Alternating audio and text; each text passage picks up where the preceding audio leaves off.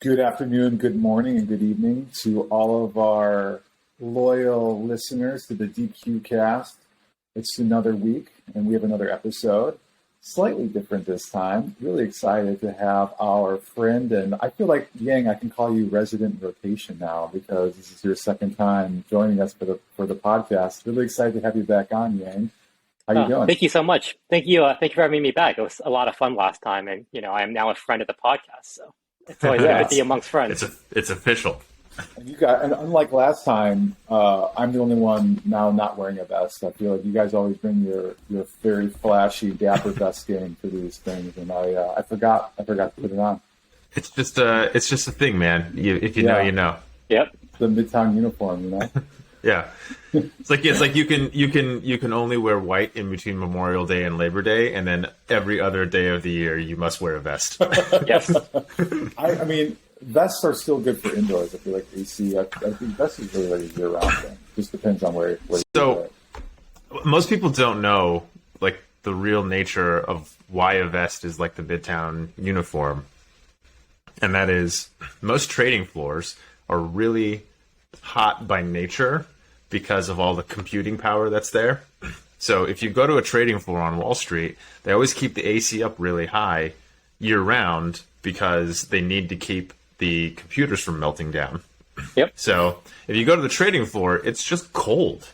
And if you're in the UK, you wear a jumper. And if you're in the US, you wear a vest. The nice thing about vests is if you're, doing stuff with your hands, if you're typing, or if you're on your turret doing whatever else, you still have full arm mobility. It's the best way. It's the best way to get stuff done without your fucking jacket, fat fingering keys for you. So yep. I'm telling you, man, it's a functional uniform. It's not just a bro culture thing. Well, you got to let people know you're in the crew too, No, I mean, obviously. But I like to tell people that it's not just a thing that we do to signify that we're trading bros. It is a thing that actually has a functional purpose for those that have actually worked on a trading floor. I love it. Yang, are you drinking a Tsingtao? I am. I'm going nice. thematic. I think this is the first time. I think it's the first time we've had an Asian beer on. We've had like Latin American beers. We've had, of course, we have the Patriot Water. Carlos is no. Listen, we're East meets West today. I think that's the theme of the podcast. I think we just created the new podcast name of this episode. Is going to be called East Meets West. Nice. Perfect. Are you a fan of Tsingtao, Yang? Is that your go-to carbonated beverage of choice? Yeah. Yeah, it's a great beer. I got it for Chinese New Year's, and I'm like, well, I have one or two left, so I thought it'd be a good segue since we're going to talk about Asia on the macro side to have a thematic beer. I love it. Draw people in. I love it. And speaking of Asia, there was some news that came out from our friend CZ over at Binance. Wasn't there? You got a little slap on the wrist regulatory wise in the CFTC. It's really funny to me to see all this sort of stuff because the big takeaway from me from the entire situation was really that the CFTC basically whipped its dick out and said, Gary Gensler, we can do this too. And so one of the hallmarks of it was that in doing so, they stated explicitly in the complaint about Binance that Bitcoin and Ethereum and Ripple and a few other tokens were actually commodities and not securities. And that's been a huge pissing contest between Gary Gensler over at the SEC and the chairman of the CFTC for quite some time. I think the law will find that the CFTC is right, but I think they kind of drew a line in the sand there. But I think among other bits of news, which is kind of fun, everybody in the world, and you guys can correct me if I'm wrong, sort of has this view of, we know Binance is shady. Like, we can't quite tell you exactly how it's shady. We think it's shady. And quite frankly, we don't really have any other alternatives at the moment. So we're just going to learn to live with this and sort of close our eyes and look in the other direction. If I look at sort of like the other key takeaways in terms of like what actually is being said here, it's that, CZ has over 300 internal trading accounts and a number of different teams that are basically either directly related to Binance or owned by CZ that basically allow them to trade against clients. So that's one. And I think if you live in the banking world or regulated finance world, you know that, big no-no, big issue with, market makers using client information against them. But in crypto, everyone's just sort of like, yeah, this is what happens, right? Did you ever watch Friends back in the day? Did I? Yes. So do you remember on Rachel? Everyone did. Come on, Rachel was exquisite. She still looks fantastic, by the way. But there's this episode where Ross goes to Joey's tailor, and as he's measuring the M team, he cops a feel. Oh my god, that's a fantastic one. And he's like, "This is how they do it." That's how they do pants. It's like, no, that is not how they do pants. So I feel a second opinion. I feel like in crypto, everyone's just used to them doing pants that way, and they're like, "No, hold on, guys, that is not how you do pants." Your exchange should not be actively trading against you. We learned our lessons with FTX, and now we're sitting there watching. But it's like, well, I think that's how the guy's got to get paid, right? Well, at least he's getting paid. Do you think it's like nascency in the industry? I mean, obviously there are a lot of new people that have come into the crypto space that haven't been a part of traditional financial markets. I know a lot of people that have been involved a lot more on the tech side that have come in, and so maybe they don't have that institutional trading experience or professional trading experience where you kind of understand not necessarily best, but even better practices. Yeah, I think like for me, what it comes down to is, and we kind of talked about this before, in crypto, I feel like people are often speed playing through all the mistakes of traditional finance. And so all of the crazy shit that happened in like the 70s, 80s, and 90s, as the banks got deregulated and just it was the wild, wild west, you're now seeing in crypto. And I think this is a bit of a hot take, but I'm actually happy that the CFTC jumped into the fray here, because I think they're on the right side of it. And most importantly, I think one of the biggest problems in the crypto industry is that because we've had no regulatory clarity, it's pushed shit off onto places like Binance. Like Binance exists because the US dragged its feet onto creating like solid regulatory framework for crypto. And I actually say that the West in general dragged their feet in creating a solid regulatory framework. And so it turned into, a poorly regulated casino that's run out of a place that doesn't have a corporate, residence. Basically, the dude runs that shit off of Signal and, stays in hotels, basically doesn't really have, a residence or a domicile for the business to kind of skirt regulatory things. And people go there because, they can and because there's no real on-ramp to, do crypto, in a regulated way. Yeah. So I think like all this shit that's happening, all this sort of stuff is like, yeah, duh, if you guys would have stepped in and done something sensible, right? Tried to stay at the forefront of innovation and, actually be thought leaders in the space, you might have some national champions on the US side. Coinbase might be what Binance is right now. Yep. And by every right should be that, but just didn't because, instead of playing ball with Coinbase, the regulators just attacked them.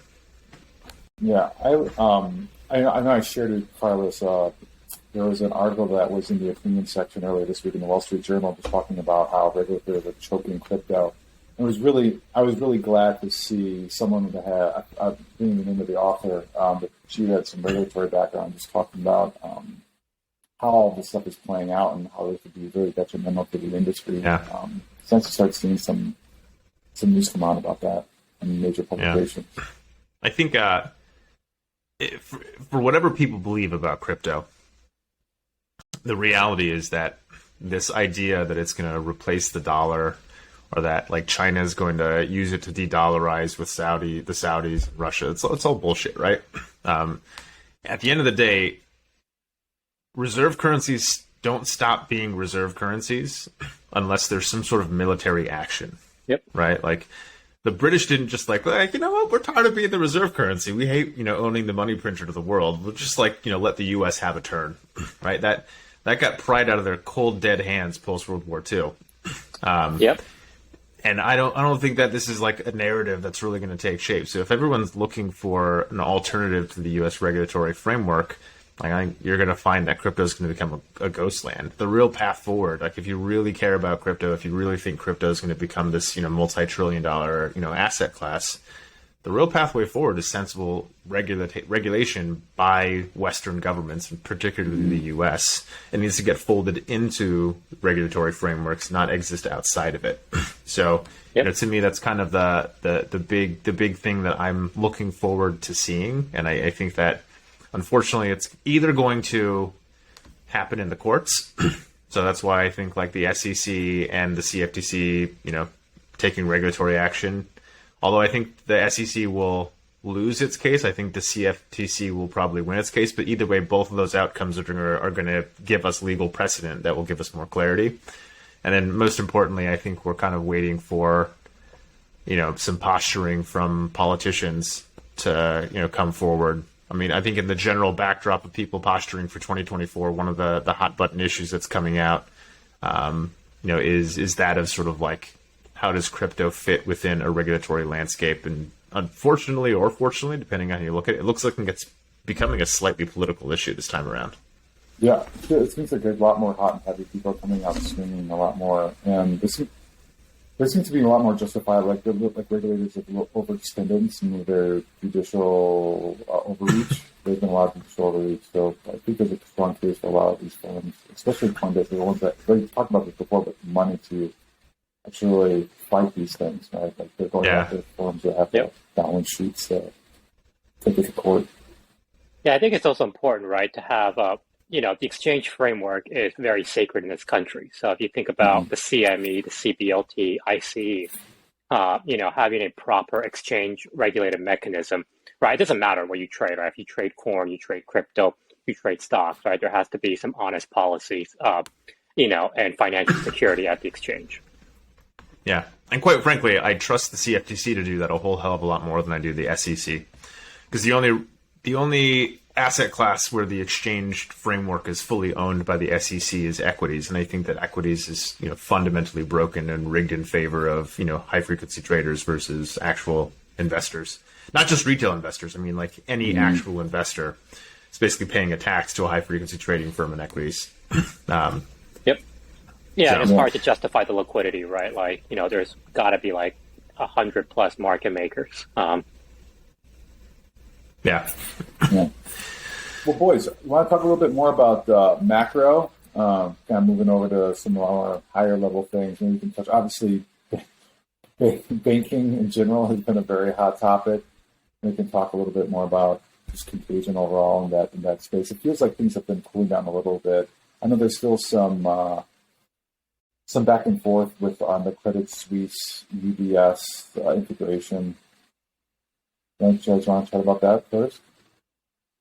Yeah, it's funny. I was here, about 2 months ago. And 2 months ago, we had about the same amount of rate hikes, right? So it's now 25 bips higher on the Fed funds rate. But, you had the number one problem of rate hikes, which is financial instability. So every rate hike cycle breaks something, right? But, this time is a little bit different for two reasons. Number one, the pace of rate hikes is much faster. So this was the fastest rate hikes probably since the 80s. And if you remember in 1981, unemployment rate was 10%.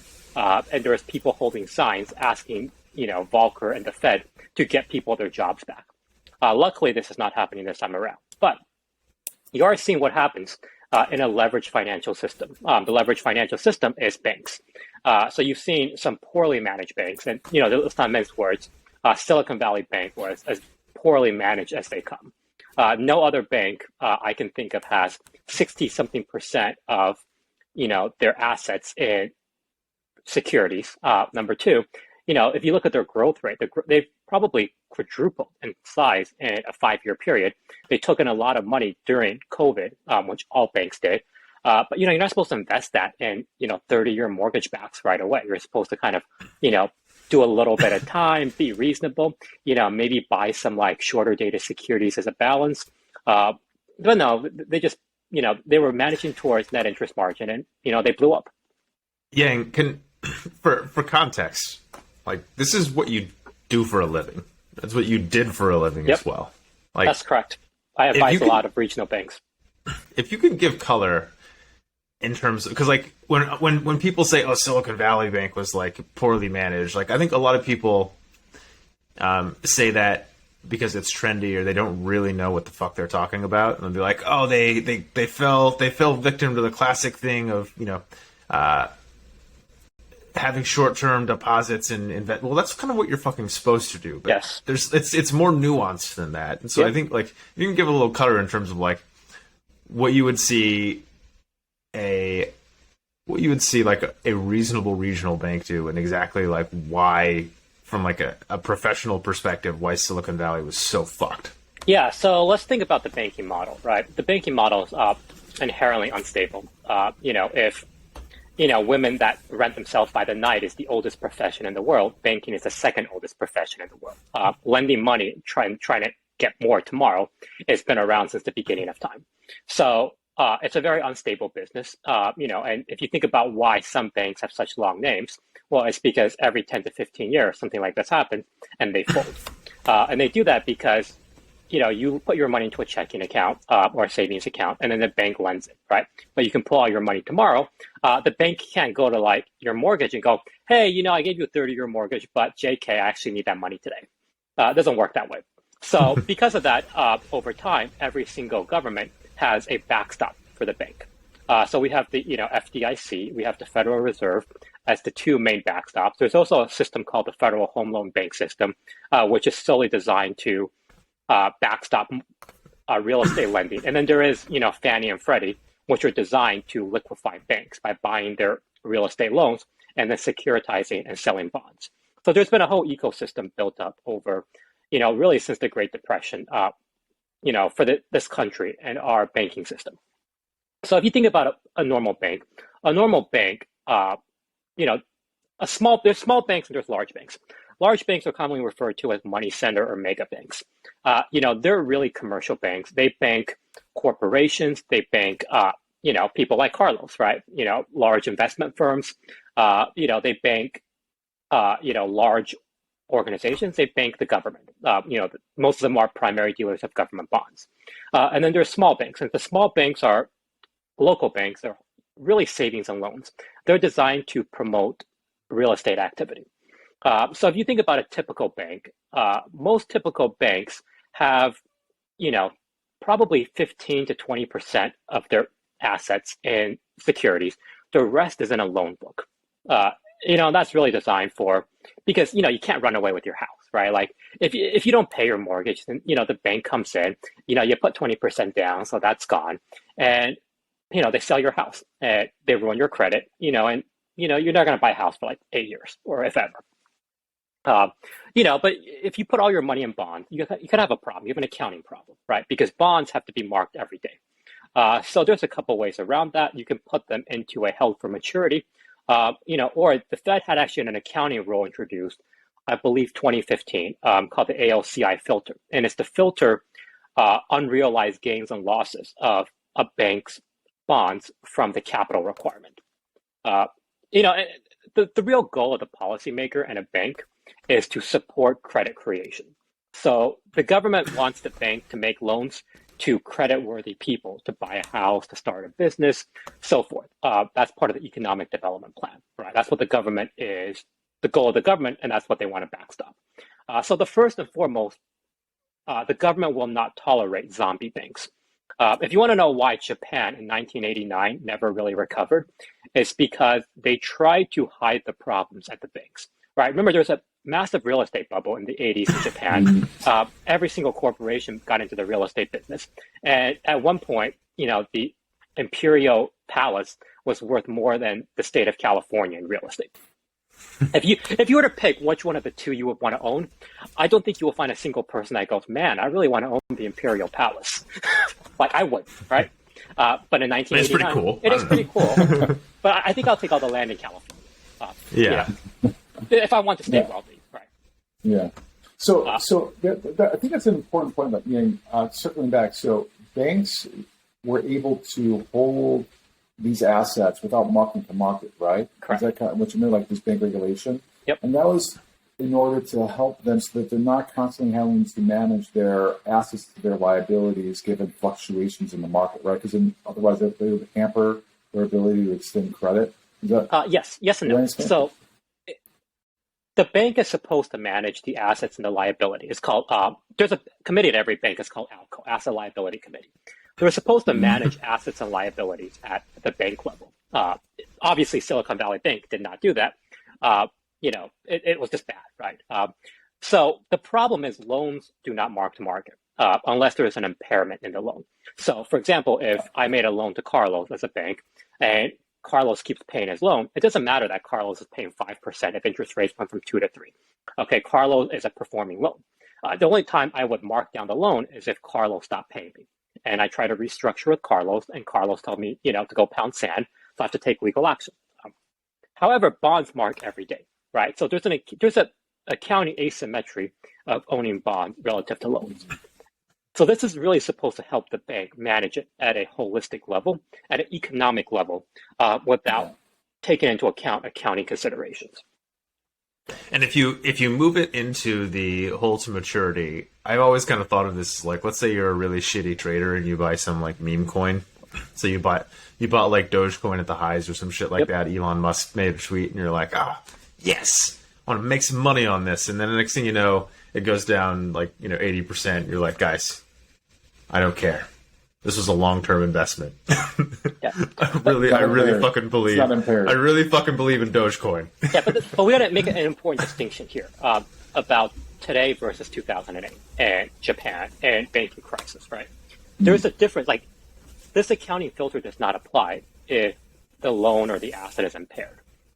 Meaning, if you have, like for example, 2008, right? People own subprime mortgages. Okay. People stop paying their subprime mortgages, right? So over time, is that bond money good? And the answer is no. So you have to deal with that today. It doesn't matter if it's a loan or a bond. Okay. In this case, these were Fannie and Freddie securities, as well as U.S. government obligations. Okay. So it's a liquidity mismatch, right? If you gave the government, if you borrow from the government, right, at 5-year money, and the interest rates doubled. Okay, it's not, the bond is worth, less, but that doesn't mean the government's not paying you back. You just have an earnings problem today. Okay, so you're only in trouble if you need to sell that bond today, right? If you can hold it out for 5 years, the government will certainly give you your money back. This is an important distinction to make. So Silicon Valley Bank suffered a classic run on the bank, right? They needed to sell those bonds to give back their depositors today, and the government had to step in and to save them. Okay, so if the government would have shut them down 6 months ago if they had bought, a different bond, and the borrower just said, I'm not going to pay you, right? That means you're permanently insolvent, and you become a zombie bank. So if you want to know why Japan never recovered, it was a classic, really what's referred to as a balance sheet recession. Okay, the bank is no longer viable. All the assets are not good. So the bank cannot make more loans, right? Because there is no money. Okay, so the accounting is fictitious. Okay, so what happens is credit creation stops. Even though Carlos may be a great borrower, right? He needs a bigger house because Carlos has 2 kids now. Congrats, Carlos. Gracias. The banks can go, Carlos, we like everything about you, but, there's no money here. So, if you want to buy a house, well, you're going to save for 30 years and you can, live in a tent, and then maybe the tent becomes a shack. And, when you get 50 more bucks, you can buy another shingle and hang that on your roof, right? That's what happened in Japan. That's a destabilizing environment, and that crushes an economy, right? That's why Japan did not bounce back. They let all these banks survive for years in a zombie sector. Right, so every policymaker knows if the banking sector is not stable, the best thing to do is to force a recapitalization. You take over the bank. You inject capital either through private investors or through a relationship with the U.S. government, and you make sure the bank can keep lending to people to keep the economy going. I have a question because there's another part of this. Obviously, you have bank depositors are getting paid de minimis rates of return on their deposits. Yep. While now you have in liquid credit markets, you can have money market funds can earn multiples of that, Yep. 4 or 5%, right? So there's also this pressure that regional banks and banks in general are facing, where they're not able to provide commercially viable rates of return to depositors. So they do this stream out. That's also crushing their ability to extend credit, isn't it? Yes, 100%. That's a great point. So if you think about this, right, from a macroeconomic perspective, if your dollar is inside a regional bank, that bank took your dollar and they lent it to someone. So it's a credit creation. If you withdraw that dollar and you put it into a large bank like JP Morgan, or you put into a money market fund, JP Morgan or the money market fund is going to deposit that money at the Fed, or they're going to buy a short-term government security. So that's deflationary, right? That money has left the system. It's not supporting lending, right? It's just sitting at another bank account, and it cannot support the economic growth. So this is going to have a very noticeable effect going into the second half of the year and next year, really for commercial real estate, right? And commercial real estate, is kind of the first domino, right? The second domino really is going to be, residential real estate, just because of how many jobs the construction sector, the real estate sector, the services sector support. So yeah, I mean, if the Fed wants to slow down the economy, this is a great way to do it, right? Forcing regional banks not to be able to lend is a great way to slow down the economy. Yeah. And it really increases the odds of a hard landing. So one fun thing that I remember learning in B school and sort of having reiterated to me when I went to go work at Deutsche Bank, who, especially when they lost their credit rating, really kind of had to descend down like the credit scale and really relied on leveraged loans and fucking CRE. The difference between residential real estate and commercial real estate is that if your loan is underwater for your personal home, you're stuck there. Right? Like, that's on your credit forever. That shit follows you to the grave. Your children inherit the debt. Their children inherit the debt. Yep. If you're underwater on a commercial real estate loan by like $1, right? All these guys are really fucking smart guys. They have them wrapped into these sort of special purpose vehicles. The minute the loan's underwater, they're like, fuck it, I'm not worth my time anymore. Done. Your problem now. And the incentive for commercial real estate to just say, fuck this shit, go pound sand. Like, I'm done with it. Not paying my loans. That's it. Means that, we're kind of, to me anyway, this is one of the big shoes that is yet to drop. And 100%. At the current rate, I'm not super bullish on commercial real estate. Plus, like, you have the structural aspects of, people just not wanting to go to fucking work in an office anymore. Yep.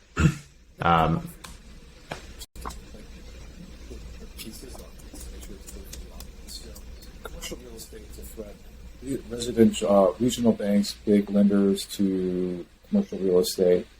So is the point of stress then from refinancing, right? Because you have all these commercial real estate, they have financing in place right now. Is the issue that they're not going to be able to, the issue is that they're not going to be able to repay that, either because there's a lot of vacancies and there's a lot of issues with the underlying facilities, so they're not going to get the same terms as they did before, or it's going to be so expensive, or they're not going to get a loan, so they're just going to walk away from the I think it's both. It's both. So I guess maybe before we jump into it, right, let's separate commercial real estate into really, I guess, the four main sectors, right? There's multifamily housing. So anything greater than 4 units in the U.S. is considered multifamily. Under 4 units is residential, right? There is office, there is retail, and then there is, leisure hotel type properties. So, let's think about the real estate sector, right? For starters, this country is the most over-retailed place on the planet by a factor of 2. Real estate square foot per capita here is 2x, like the UK, which is the next most over-retail place. Okay, so that's secular decline, right? How many people that listen to this today can answer truthfully, I spend more time in a mall today than I did 10 years ago or 20 years ago, right? So none of us do that. We all shop on, Amazon Or even a big one is like look at all the people that are taking up all the high retail spots in Manhattan. Like the easiest way to understand how a neighborhood is getting gentrified in Manhattan is when a Chase Bank shows up on the corner versus like your local dive bar. Yep, exactly. And how many Chase Bank branches do you need in Manhattan? Well, how many Le Lobos do you need in Manhattan? Or I just got to be like 40. Yeah. How many Irish bars do you need in Manhattan? That's the question. Infinite number of Irish. You can't find enough deep dark holes to go drink in. So think about it. So office space was always very stable, right? Whether you employ 5 people or 15 people, you still need space. The attitudes towards hybrid and remote work has changed. So it's much more tolerable to have less office space today. And people know that, right? How many of us go into the office 5 days a week? Unless you work for a major bank, the answer is pretty much 0. Yeah, subtle employment plug. TPQ Digital is fully virtual. And to be honest, until there's a critical mass of developers and traders that are just yelling at me that they want to go to the office every day and will not work for me unless then, like, I don't really give a fuck. I love working remotely. It's fantastic. Exactly. Everybody loves it, right? I mean, there is some level of hybrid. You can't be fully remote at every level of an organization. So, but again, the amount of space you need, it is not 2019 level, right? And especially now, there's an economic downturn happening. So how many people are going to take more real estate in a downturn? I can't think of that many. So the hotel space, right, is very cyclical. There's a travel boom. We're all pretty aware that, there's been a shift of goods to services, right? So everybody bought too much goods. You renovated your house, during COVID, and now you want to go out and party. So you're traveling and so forth. But, travel overall is, it's a cyclical sector, right? So there's only so much you can do. And multifamily, that's a very hard one to call, solely because how do you predict how people are going to live, 20 years from now, right? Think about Manhattan, right? There's a lot of people with families here. They all fled the city during COVID, and they like the burbs. So what is going to change people from burbs back to, Manhattan, right? There was a shift in, pre-2008, people loved the burbs. Post-2008, people loved Manhattan. And then post-COVID, they love the burbs again. So in of itself, it's very hard to predict what's going to happen there. But as a group, how many of those 4 sectors can you be super bullish on 5 years from now? Yeah.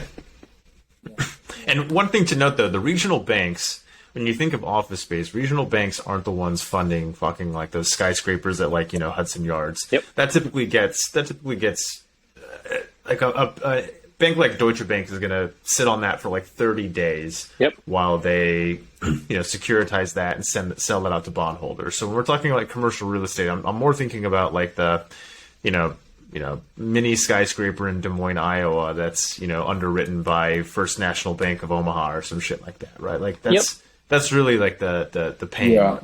Places like Hudson Yards, they're owned in the bond portfolios of like all these major asset managers. Like that shit's a whole different ballgame. Premium, those are like premium A-class real estate. You have like One Vanderbilt. That's some of those. Yeah, there's definitely a bite. I think what you're seeing to your point, Yang, there's definitely going to be challenges, but I think there's be a very large bifurcation within the real estate. Like there's like the haves and the have-nots. You have like class B, C, D real estate. I think is going to be suffering tremendously. 100%, right? Yeah. The biggest sufferer to date is not the office space, but the retail space. Right? Think about, the malls, the strip mall. Think about the strip mall. It's just, it's secular decline, right? You just don't need as many strip malls. You don't need as many suburban malls, right? Even if people move to the burbs, they're not hanging out at the mall. Like 17-year-olds don't shoot TikToks at the local mall. I will say this though, my 2-year-old fucking loves going to the arcade at the Stamford Mall. Well, wait till he's 4. He's going to outgrow it. Yeah. So bringing this back to the banks, right? So credit is not going to be extended to these sectors, so that's going to cause. Do you think there will be I hate to be speculating here, but is there going to be a challenge that just refinancing is probably going to be increasingly challenging for 100%. These, like the equity holders in real estate are going to be challenged in some of these pre-existing buildings. but like, so how does that affect? It's not really the banks that are being as affected. It's just their ability to lend to those sectors is going to be hampered, and so you're going to see contraction essentially. Yeah. And that's going to affect a lot of the underlying employees that are working in those sectors. Yeah. So let's put this into context. Okay. So the Fed and quantitative tightening right now runs off about, I think, 90 to 100 billion a month. Okay. In the balance sheet. Okay. In the last 2 weeks alone, you've run off 100 billion each week in deposits. So you've net effect have lost 200 something billion in deposits as small banks. Okay, you saw that the discount window lending, went up by 300 billion, right? So banks, got ahead of it. They pulled liquidity just to have it in there, right? Like in the good old days, you stacked $100 bills behind the bank teller, and you had the bank teller slowly count out the money to prevent the run on the bank. That's in fact a modern day version. Okay, so let's say by the end of April, you run off another 100 billion in deposits, right? In a matter of 2 months, you've done more quantitative tightening than the Fed has. Okay, and the Fed quantitative tightening, right? It's hard to feel because it's government bonds. So the government goes, okay, yeah, whatever, right? Like I'll just sell more Treasury bills. The money market fund will buy it. That's actually not super credit contraction. The mortgage portfolio, is probably only 35 billion a runoff. So that itself is, more tied to real estate, but on effect, those are people paying down their mortgages. So it's not super credit contractionary. So this is really, think about this, like 6-8 months of balance sheet tightening for the Fed and the real estate sector in a matter of 2 weeks. Wow. Yeah. So I guess for the sake of time, let's cut to the chase. What the fuck does the Fed do next, right? Because at least for me, it feels like a lot of their job has been done with this. Yeah, so the old joke is the Fed likes to hide so they can cut. That's probably what's going to happen. Let's go into the second half of this year. What are you bullish on in the economy? Okay, it's pretty clear you've seen the consumer credit card borrowings through the roof, right? Unemployment's beginning to tick up. You've lost a lot of high-paying jobs this year in the tech sector. Losing 10,000 Facebook jobs is nothing to sneeze at, right? Because those people spent money, right? They were collecting 400 grand a year. They bought dry cleaning services, they bought food, they bought childcare, they bought expensive stuff, right? So there's people that's going to feel that downstream. If you get laid off today, you don't basically stop everything and become a hermit tomorrow, right? It takes it's a 6-month process. Okay, so there's nothing. Wake up a hermit. You're ahead of the game, Rob. Yeah, I got 2 kids. I wake up a hermit. Regardless of my economic circumstances, nature has forced me to be a fucking hermit. Carlos, I get your point. Yeah, you're gonna have to go from drinking Bud Light to Natural Light next week if you lose your job. Yeah. Exactly. Yeah, that's fine. I'm drinking water over here, guys. Yeah. Fortunately, crypto's been rallying, so I think I'm good with my Bud Lights. Yeah. Oh, wait till you get your Montauk IPA tomorrow. But back to the point, it's very contractionary, right? So you've seen massive credit demand from lower income people. You've seen job layoffs of high end people, and now you're seeing. So it's interesting. There is not that much layoffs in construction. My speculation is that developers already had the project. They're trying to finish the project, deliver the project, and pay off the construction loan. At this point, guys, there's not a lot of construction loans going around, right? Because now, your local bank, for example, Signature Bank, Carlos, which I think, you know pretty well, great bank, but they were a huge real estate lender. Right? Biggest in New York. Yep. So, everyone thought of them a crypto bank, but they're hands down bigger in the real estate private equity 100%. space. They bank real estate developers. So I'm telling you, those real estate developers in your community bank are not getting, new loans right now, right? They're trying to clean up the loan book. The FDIC owns some of the loans. They're not making loans, right? Signature Bridge Bank is not making loans to people. Right? Okay, so 6 months. Okay, you got a project coming. Are you, as a real estate developer, are you getting a loan from Signature? No, you'll go call 3 other banks. I'll tell you the same thing. I don't think Valley's out there handing out, bags of cash, right? Because they had a run. I don't think any of the other regionals are going, oh my God, this is a great time. So there's a credit contraction. Yeah. Okay. So you have that. You have the cyclical real estate exposed people. You have tech doing layoffs. That's not good. You have lower income people blew through their stimulus. They got to cut back. I mean, the only thing really keeping people going is the services economy, right? The reopening economy, the services economy. But at some point,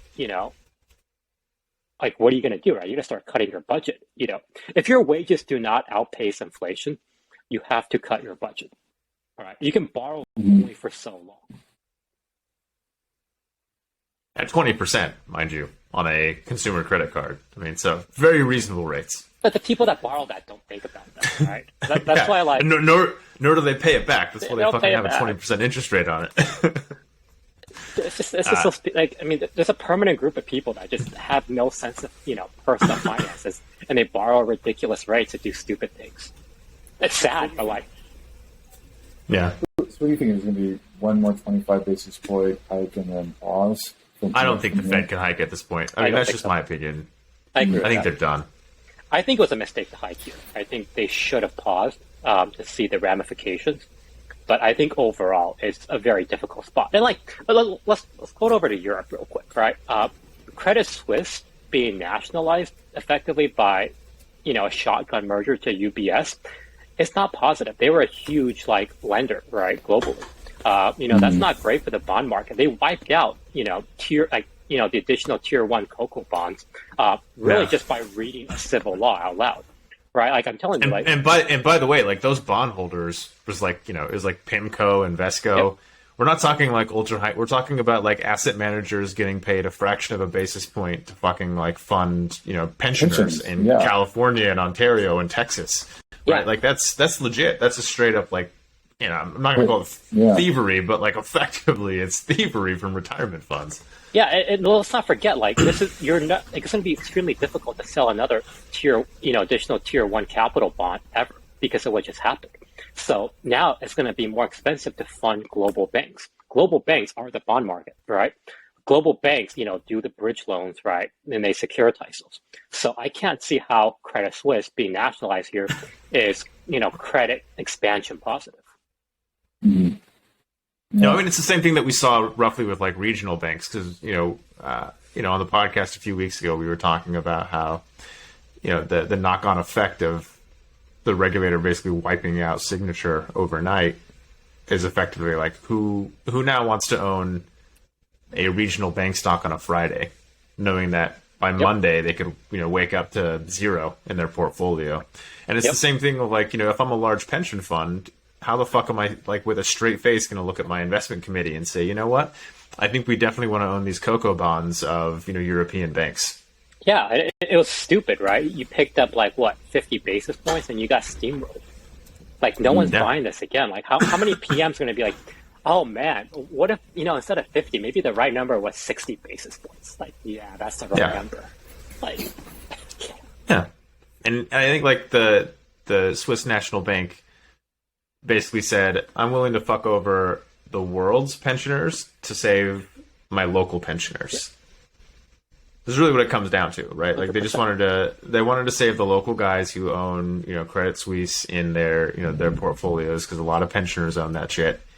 And what they failed to realize is that now, basically, they have to backstop all banks now, because there's no one in the investment community that's willing to step up and take down any of those, regulatory loans. Yeah, I think Europe really suffered kind of the Japan problem post-2008. Right? There was too many banks. Not all of them were healthy. Healthy banks do not trade at 20% of book value. I don't care what you tell me. Healthy banks do not trade at 20% of book value. It does not mean, like, if you trade at 20% of book value, that means the world thinks you should be dead. But because of national policy, you are alive.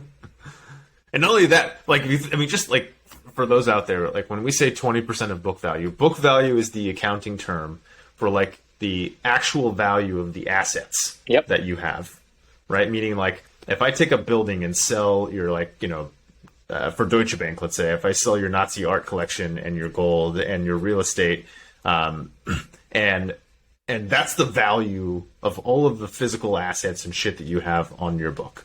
If to sell at 20 cents on the dollar basically says, not only do we think that you're garbage, we think you're full of shit, Like, we think everything about your accounting is terrible. We don't think you have anywhere near what you say you have. Yep. And we think that if we were to buy you or take on anything, that there's probably mountains of shit in the background that we don't know exist, but that we're sure are there. And we don't want to inherit that either. Yep. Like, it is such a clusterfuck. Yeah. If someone looks at your balance sheet and says 20 cents on the dollar.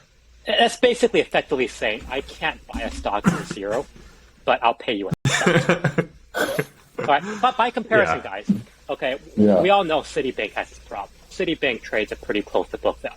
We all know BofA has this problem. BofA trades above book value, right? JP Morgan trades like 1.5 times book value. Okay, so just as comparisons of large franchises in this country, because of how well we regulate our banks, large banks trade at or above book value. Yeah, wow. Discount. So I do want to switch gears a little because, like, all right, we've covered American regional banks. That's a clusterfuck. Yep. European banks. We all worked at a European bank. You've worked at several European banks. I've worked at 3. You're a fucking saint at this point. Like, I did, Christian Lagarde comes to your house every other week and just gives you a fucking medal and says thank you for your service. I will tell you this: I really, really, really enjoyed working at Barclays. Okay, I will say that I really like my time at Barclays. It was, and I think it's because we're much the British people are much closer in mindset than an American than a European. Yeah, I will say that I really enjoyed my time there. Well, Barclays was basically like, JP Morgan light at one point. It was a wonderful time when I worked there. Yeah. To be fair, I actually you two might have different feelings, but I worked in FX at Deutsche Bank, and I always make the analogy, like, if you're at Deutsche Bank, it's like if you go to Duke to play, like, football versus if you go to Duke to play basketball. It's just a different... it's a different environment. Like, the FX team at Deutsche Bank was, hands down one of the best on the street. And so even though the bank around us felt like it was on fire 9 days out of 10, I always felt like I had, like, a really good people that I was learning from and developing from. So I can't say enough nice things about Deutsche Bank, although I also understand that I was a bit insulated from a lot of the hot garbage just because, like, the management team in FX itself was fantastic. Yeah, I had a great time at Deutsche Bank.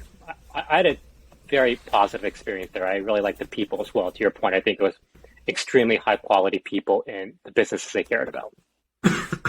Yeah. Maybe an interesting topic before we close it out, unless there are other things we can touch on. Is just how this pause, like how this expectation of a pause with the Federal Reserve will impact crypto markets. You kind of tying that this into the crypto markets. Obviously the markets have been on a little bit of a tear lately. A sign of, maybe it's just like a sign of just loose monetary policy with the bank bailouts kind of is helping support pricing. Just kind of curious what you guys think. So, and I think Yang can jump in and I'm going to make a generalization about risk markets in general. There's two things about risk markets, especially liquid risk markets, that I think are notable here. First is that credit crunches are a slow-moving train wreck. Yep. Everyone knows it's going to happen. It just takes a long time to work through the system. Liquid markets, liquid risk assets, it tanks quickly, they get the pain out of the way, and they come rolling back. So I think with both equities and with crypto, I think crypto is probably more so. It took its pain. It's been, shit's been piled onto it for a very long time. The risk reward is somewhat asymmetric in the sense that I don't think it can go that much further down, but it does have some upside. That's one structural element of why I think crypto markets are rallying. The second thing is that, to be totally frank, I think people in crypto are overweighting the speed and degree to which they think the Fed is going to capitulate. And I think that they will be wrong in the medium term. So I'm not selling crypto here, but I'm definitely not buying crypto here. Because I think that we've priced in a little too much hope that Jay Powell is going to walk in tomorrow and be like, all right, guys, totally wrong. Rates are now zero again. And that's just not going to happen. I think he's got to maintain some credibility and move through. And then the final thing, and this kind of dovetails into Yang's area of expertise, is I think people are sleeping a little bit on the Asian factor. Yep. with crypto, because I think they're at this point the U.S. has ceded a lot of influence in that market to Asia, and Asia is picking up the ball and fucking running with it because I think they have a much different economic circumstance than we do at the moment. Yeah, I have to agree with you there. I think it's you bring up really two good points, right? Why would the Fed want to preemptively do something drastic without a hard landing? So the hard landing generally comes first. You're getting a setup for a hard landing later this year, right? There's nothing good about leading indicators except for the fact that you had a small bounce back in the last week in risk markets because, a third bank did not collapse.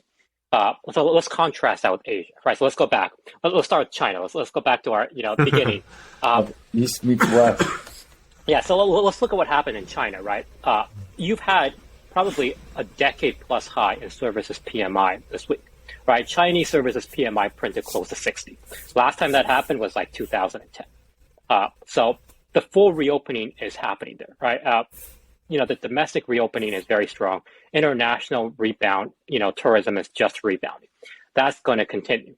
So that's going to feed into the Asian regional economies. We had a good blow up with China over the weather balloon. A lot of tough talk. The Taiwanese president is here. But geopolitically, I don't think expectations are high. And it's not that the Chinese economy really depends on positive geopolitical relations with the West in the short run. In the long run, hard to say. But for the next 6 months, the geopolitical situation is just noise. So let's move on now into Japan.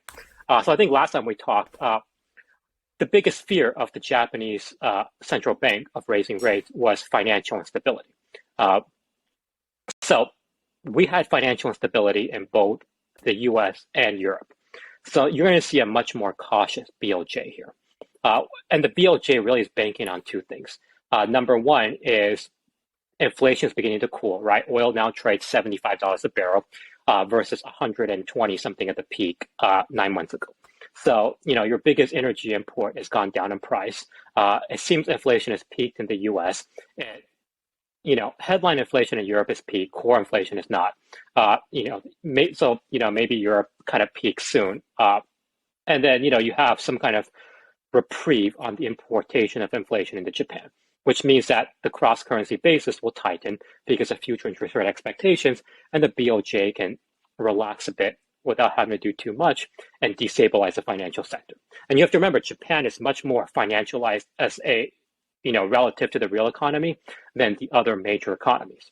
That's just a function of how they operate. Mm-hmm. So, maybe Japan kind of, takes a little foot off the gas on doing rate hikes, and it's a wait-and-see attitude. There's a new central bank governor. He seems more cautious. So we'll see. Let's talk again in 2 months on that one, right? So the Asian economies seem to be pretty strong going into the second half of this year. My biggest concern, I think, is Europe. Europe has, I don't think they felt the full contagion of, the Credit Suisse UBS sector, only because the banks were already in bad shape to begin with. And we can talk about how some of, the major banks in Europe have gotten cleaner, but overall, right, Europe, had a rebound this year because of energy prices. Let's say energy prices bottom out here. What is the impetus to grow the European economy in the second half of this year? War. We already got one over there, so it's covered. No, I mean I agree with you. I'm not massively bullish on Europe at all. Yeah. To be honest, I don't think there's many good stories in the US, and I don't think there's many good stories in Europe at the moment, but I think Europe's just extra fucked because they don't own a money printer. Yeah, and I think, the thing about the US we have to appreciate is this is a cyclical downturn, right? We can talk about multifamily housing and residential real estate. Yeah, it's going to be a cyclical downturn, but, there's a long-term positive trend in this country, okay? I tell people this, I mean this in the nicest way to all the Europeans listening. All right. I use Google. When I go to France, I also use Google. Okay. A French person uses Google. When they come here, they use Google. So if France disappeared tomorrow, my Google habit works just fine. Just saying. Yeah. No. It's a lot of translation. Mm-hmm. Awesome. Boys, it's a pleasure having you guys on the show. Any parting words, Yang? Always good to see you, man. Oh, thank you, Rob. We got to do this in person soon. Yeah, absolutely. I know. And just we got to have like a round table with East Meets West beers. Yes. Oh man, that'd be fantastic. And just as a reminder, Yang is CEO of Arch Indices. You want to give a quick recap too on what you do over there and where people can find you? Yeah, this is great. Thank you for the opportunity to talk about Arch. So we're building really volatility-weighted portfolios. So our portfolios and indices are designed to be optimized for the volatility and the goal that you have. We've had, as you can imagine, the multi-asset portfolios had a great month. Owning stocks and bonds, in a mathematically correct manner, you had a great month. You're probably up like 5-6%. There was no drawdown in a stocks and bonds portfolio this month. So our product has done tremendously well. We have our model portfolio business launching beginning of May. We're registering with the SEC right now. We're gonna have our direct indexing business launch at the end of May, and we're getting ready to launch. Were you able to find the form on the website for the SEC? I did. It was nice. The Form ADV. It's a pleasure, guys. Let me tell you. That's what. But we hired a consultant because you don't want to do this alone. No, don't worry. To all our potential investors out there, we actually have a compliance consultant. We have law firms. We're prudential. I think one just little plug for this podcast is one of our listener bases is financial engineering students. So if you are if you're hiring or if you want to geek out at all about financial engineering, Yang has got a the nice thing about it is you can geek out on this podcast for sure. Yes. But that being said, you guys are doing some pretty hardcore, interesting stuff in the quant finance world. Yep. Maybe not as like short-term frequency as what we do over here at DeepQ, but definitely flexing your math and quantitative brains over there. Yeah, we're the opposite of you, right? Whereas you trade in and out every 30 minutes, we have long-term horizons for how we allocate money. And that's a great shout out. We are going to launch our ETF, sometime this summer. We're extremely excited. It's the right time for this product.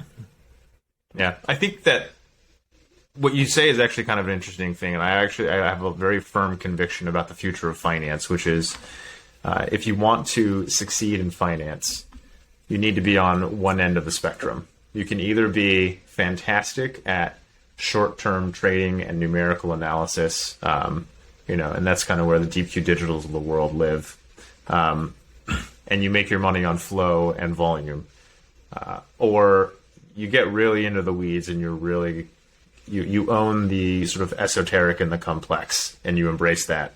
Anything in between, I think kind of gets squeezed a little bit. So I'd say that we kind of live on different ends of the spectrum, but can appreciate the hustle. Yeah, but and that's kind of the beauty of the world, right? There's so much information out there now. It's so easy to do quality analysis on information that the information edge, as we talked about last time, has largely disappeared. So if you're willing to put in the time and the resources, it's very, very easy to construct, I think, a quality long-term strategy. Cool. And explicitly, do you guys have social media, website? Where can people find you if they want to reach out and learn more? So our website's coming. We hired a marketing consultant to start next month. But right now there's chats with Yang on Instagram. It's on, we're on LinkedIn as well, Arch Indices. We have a Twitter.